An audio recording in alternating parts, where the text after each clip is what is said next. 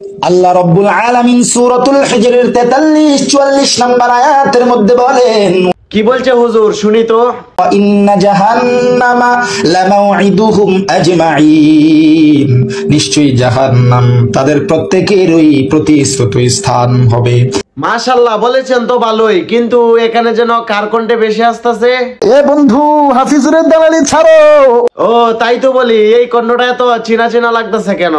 আচ্ছা হুজুর, তাহলে পরে বলেন। আল্লাহ তাআলা এত নাজ নিয়ামত দান করছে, এত সুন্দর কণ্ঠ দান করছে, কারো দালালি করার জন্য না, একমাত্র জন্য বলি, কারো দালালি করার দরকার নাই, কারো সুর নকল করার দরকার নাই।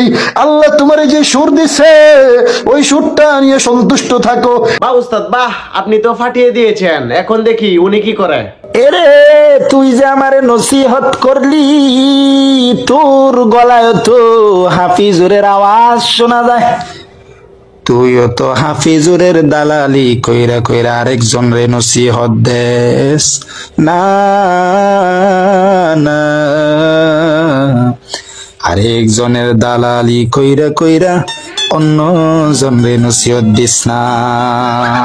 আসলে বন্ধুরা, এখানে হয়েছে কি, এই দুই বন্ধু একসাথে প্রথমবারের মতো হাফিজুর রহমান সিদ্দিকী সাহেবের রোজা গিয়েছে, যার কারণে বর্তমানে তাদের এই অবস্থা। আর আজকের ভিডিওটা এই পর্যন্তই। ভিডিওটা ভালো লাগলে লাইক করে কমেন্ট করে অবশ্যই চ্যানেলটি সাবস্ক্রাইব করে আমাদের পাশে থাকবেন।